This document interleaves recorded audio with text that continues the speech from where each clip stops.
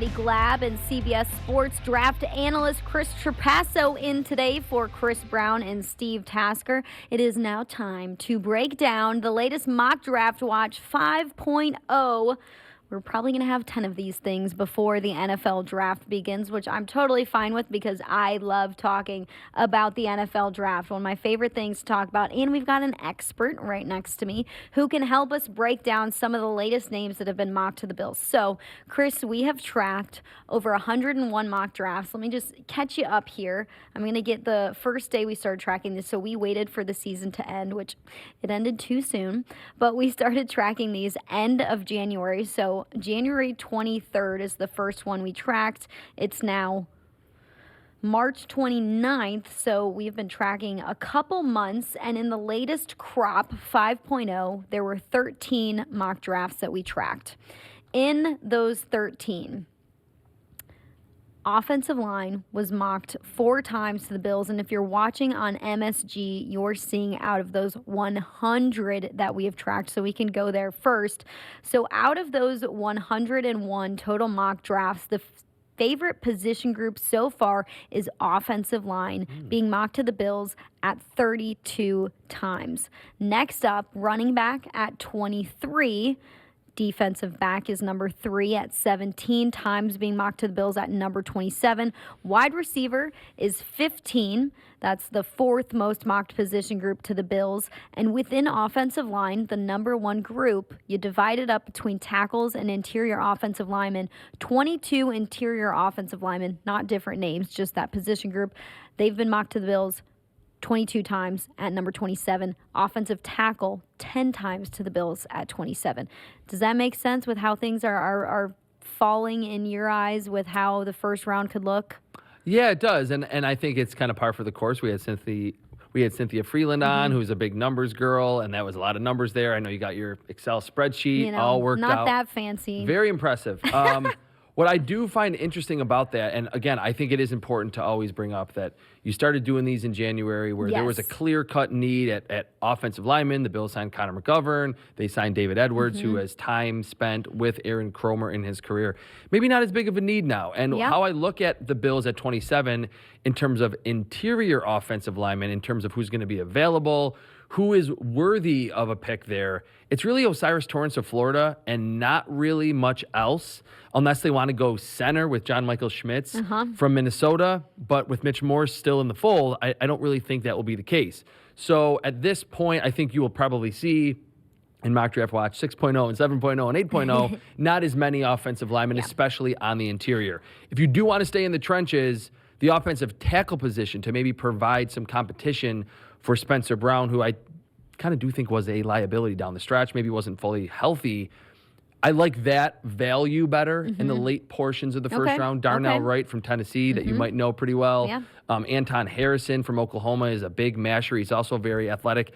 Feels like more late first round talents at the offensive tackle spot as opposed to guard when the Bills go on the clock. I like that. And you see these position groups being mocked to the Bills, and I like that you said, remember, we started tracking these the end of January. This was before free agency started, so running back was a hot name. We signed Damian Harris. That probably changes the need for this team at running back, as well as safety, too. That was another hot position group to be mocked to the Bills, and Jordan Poyer has signed with this team, and it's reported that Taylor Rapp will also sign with this team. Do they decide to go defensive back again in the first round? Who knows? We'll see. Some popular names out of those 101 mock drafts that we have tracked.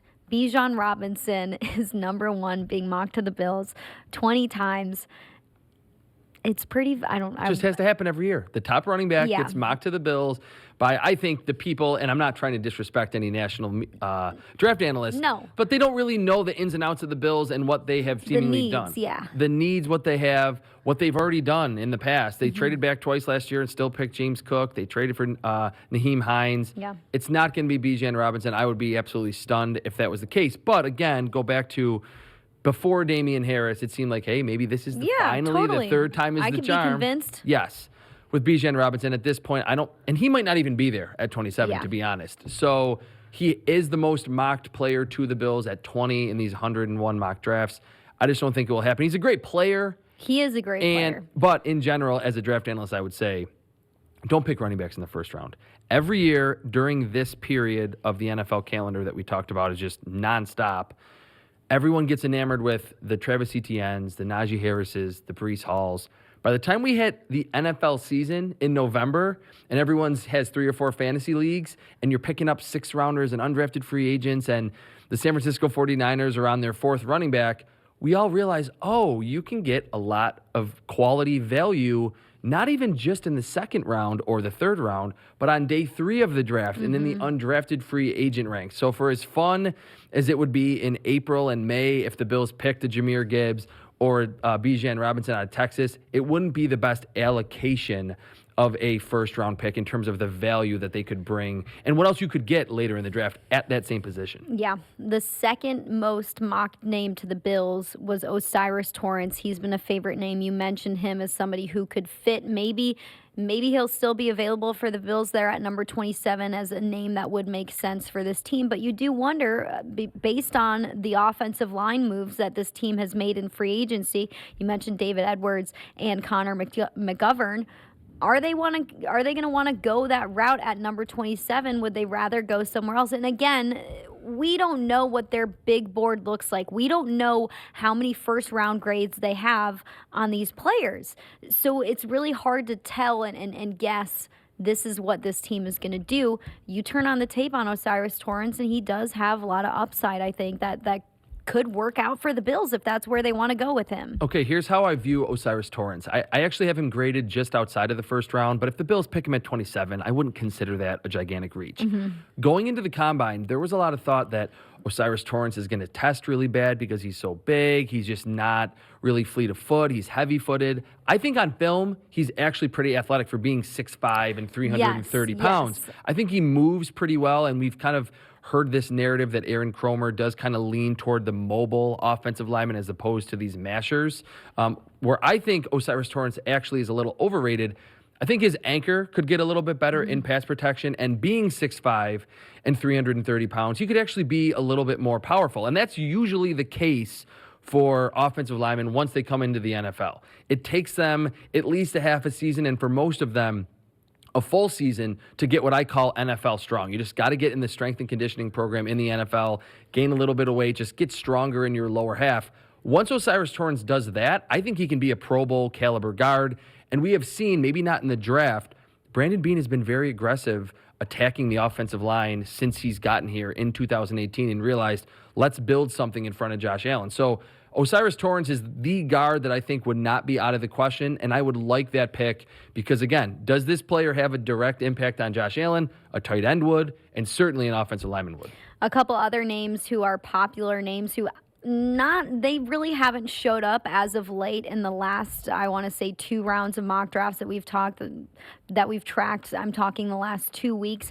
Brian Branch and Antonio Johnson, those are 2 safeties, 2 defensive backs that are really talented. Whatever team gets them, they're going to be lucky, but I don't know if it makes sense for the Bills anymore based on the moves in free agency. Yeah, I mean, with Taylor Rapp and Jordan Poyer, who we've talked about a lot today, doesn't really make sense, and why they're 2 different safeties altogether. I don't think Antonio Johnson and this is obviously no inside info here, I don't think he was ever on the board for the Bills because he is a really bad tackler. He misses so many tackles on film.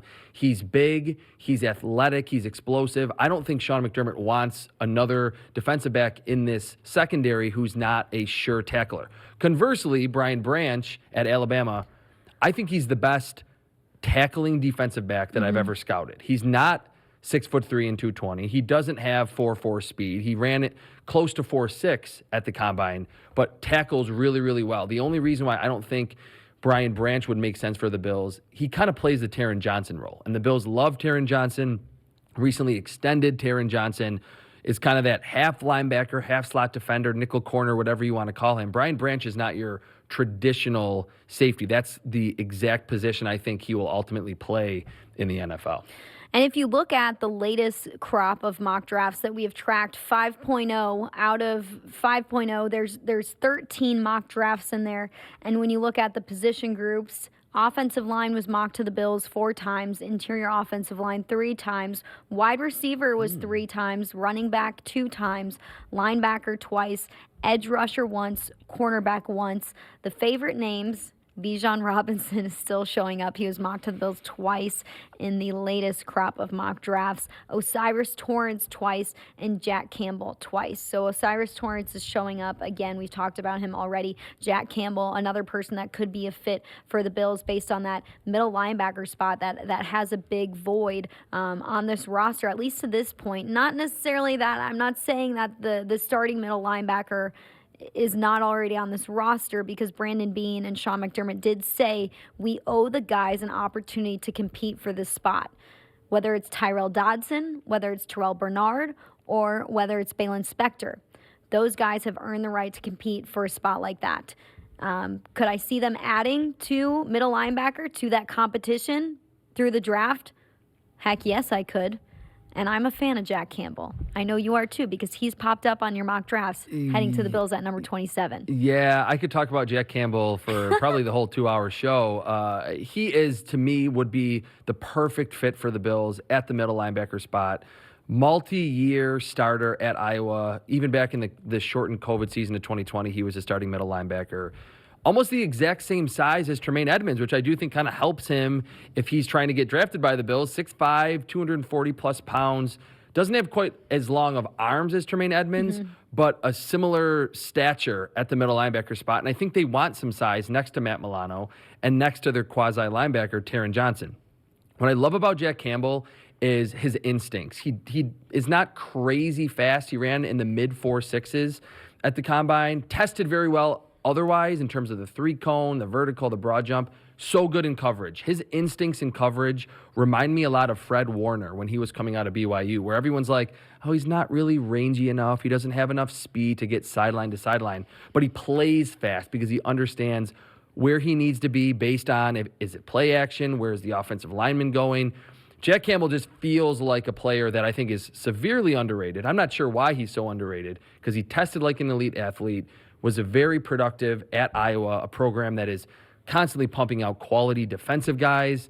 And there's not really this surefire linebacker number one in this draft class like there's been in the past. He would make a lot of sense for the Bills at 27. He's my number one linebacker in this class. His field awareness really popped out on film to me. Yeah. He looks like an NFL player in the way he can spy the quarterback and the way that he knows what's going on in the field and how he needs to read, react, and adjust to what is happening within a play or what is happening pre-snap. I was really, really impressed with that.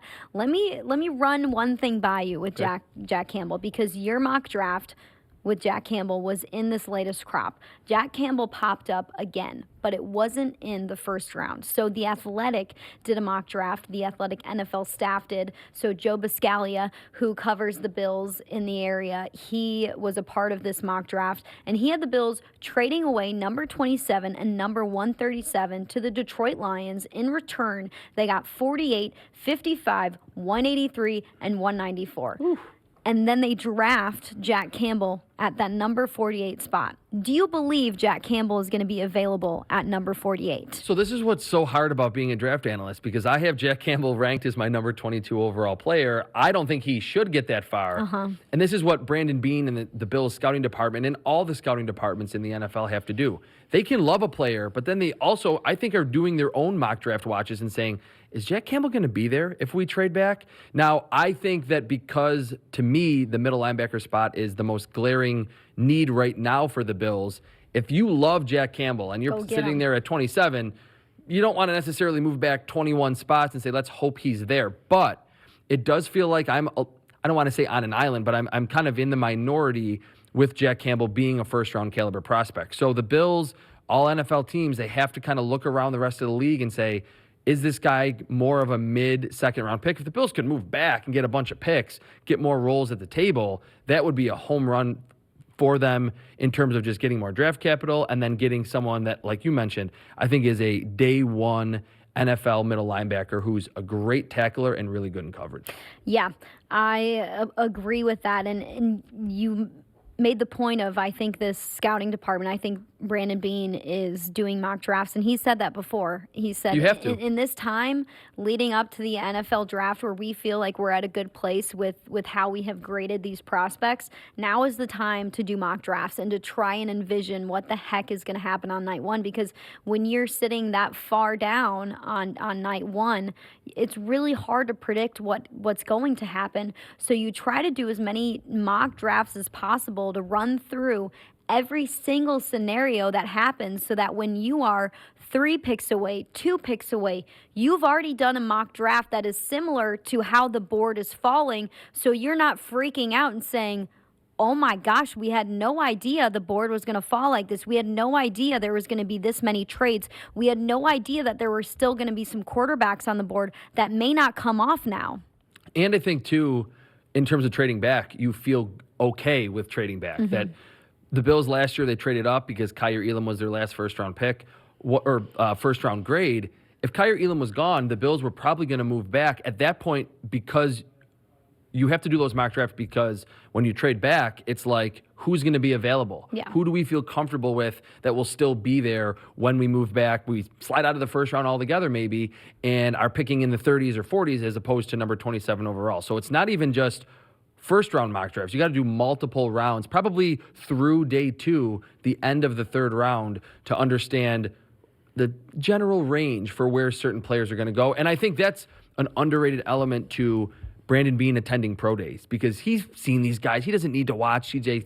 Stroud throw the football, but he's around other GMs and can kind of talking. You're it's trying a to big figure networking out. event during a very key time in the NFL calendar. Well, in the latest mock draft watch, there were 3 wide receivers that popped up. That was the second most mocked position group out of the last 13 mock drafts we have tracked. So we wanted to run through a couple of those names and talk to you guys about them. Chris is going to give his opinion about those guys as well. So we'll go first with wide receiver. He's out of TCU, Quentin Johnston. So this kid is 6'3", 208 pounds. He's a junior. He is a bigger body type guy. He's got long arms. Played in 32 games in his college football career. He had 60 receptions for over 1,000 receiving yards, 6 receiving touchdowns, and averaged 17.8 yards per reception. So this is somebody who has had the time and who has seen the field in a lot of games, has done a lot to earn him names like 2022 first team All Big 12, an AP first team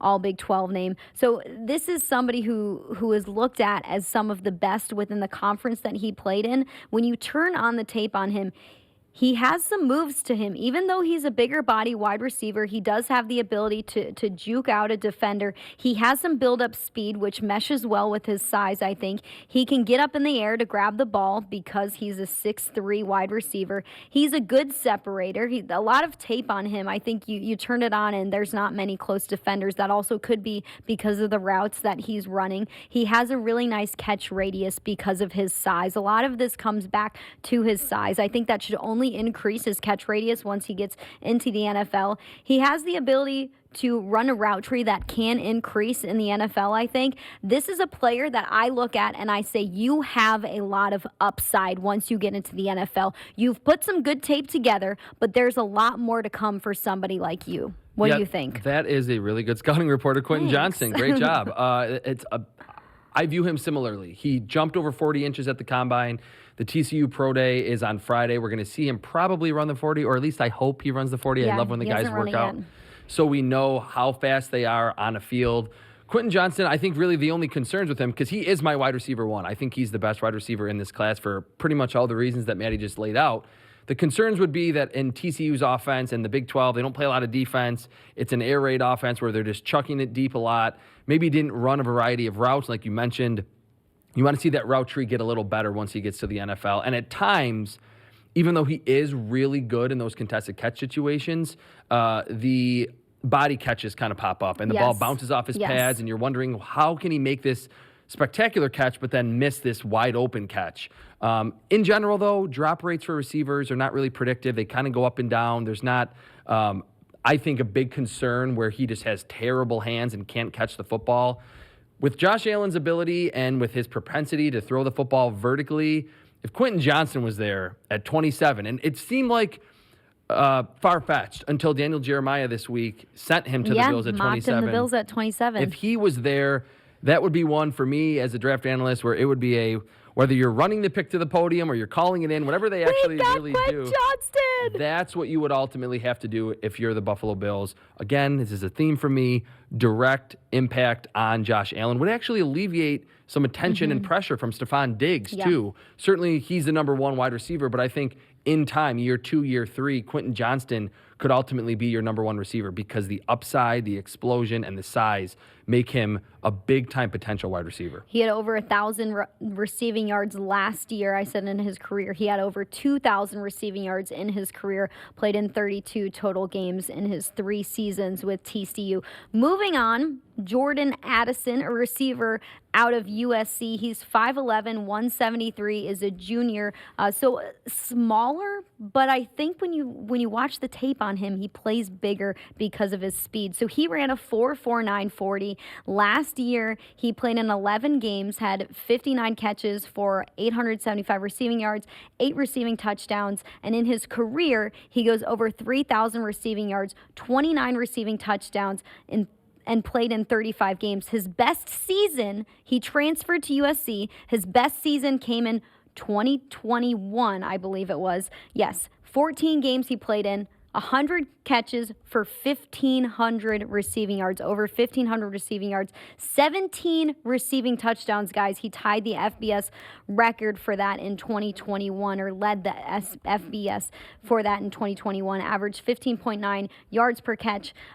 He can work inside and outside when you watch the tape on this kid. He's got quick feet. He's fast. He can juke a defender out of his shoes. He did that really good in the way that he got in and out of his breaks. He plays bigger than he is based on his athleticism when you watch him. I think he does a good job of seeing the ball all the way into his hands. He had a down season with USC in 2022, so you kind of wonder, why did he have a down year? Is it because of the offense that he played in at USC? Because he exploded at Pitt in 2021, had this incredible season, was a first-team type player. So with him, the question mark is, can he be consistent like he was in that one season at Pitt? Yeah, no, definitely. And to further that point with Jordan Addison, I think you, again, spelled it out very well in terms of what he brings to the field.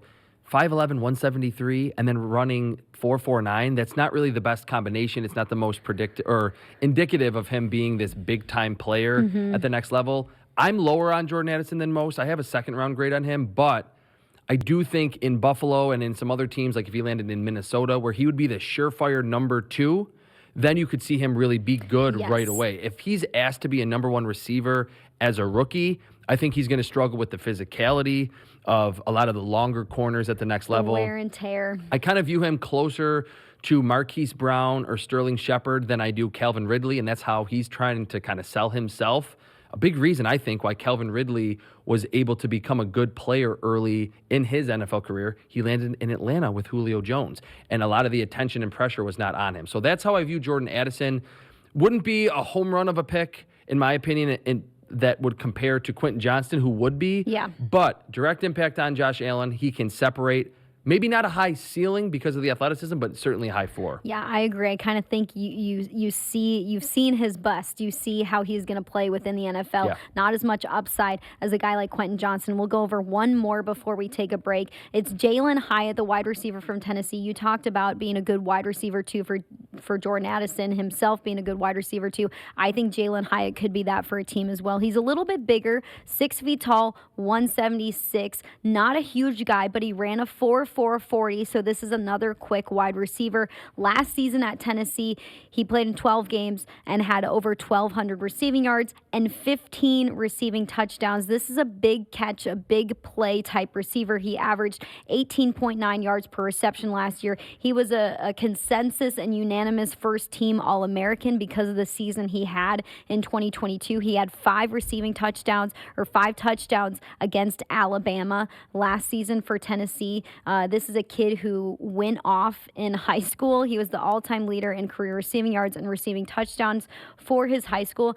His freshman and his sophomore year are interesting. He's kind of a receiver that had to wait for his turn. So in his freshman and sophomore year, in each season, he had less than 300 receiving yards and had only 2 receiving touchdowns in each season. So he had to wait his turn. But when you turn on the tape, he can outrun defenders. He gets good separation on the deep ball because of his speed. And defenses have to account for his speed, and they have to change what they do because of the threat of the deep ball that he poses on offense, that defenses really have to adjust for. He's not the biggest route tree runner based on what he did in college. Can he do more of that? Can he expand his route tree in the NFL? I think that's a question for him.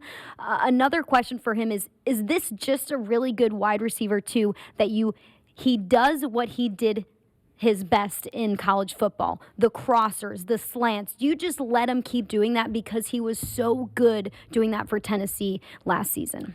Yeah, Jalin Hyatt's interesting because I don't think he's that well-rounded of a wide receiver right now. Yeah. But if we look from a Bills perspective, what Josh Allen and what this offense really became down the stretch and in the playoffs last season, that he was chucking it deep seemingly every other third down. Mm-hmm. If you add Jalin Hyatt to this team, I think, again, you're not getting a complete wideout that's going to be awesome after the catch, that's going to win a lot of contested catches, but it would scare the heck out of a lot of defensive coordinators to not just have Gabe Davis, who's proven to be a great vertical threat, even though he's not crazy fast. You have Diggs, you have Dawson Knox, who's an athletic tight end, but a guy that went into the combine and people were disappointed when he ran 4.4 flat because he looks like a 4.2 guy on film, even though he has that 4.40 on his combine resume. I think he's faster on the football field. So I have him graded lower because, again, he doesn't do everything really well that I would look for in a first-round wide receiver. I agree. Get vertical down the field, beat press coverage, and then turn on the jets, especially that long speed, that second and third gear.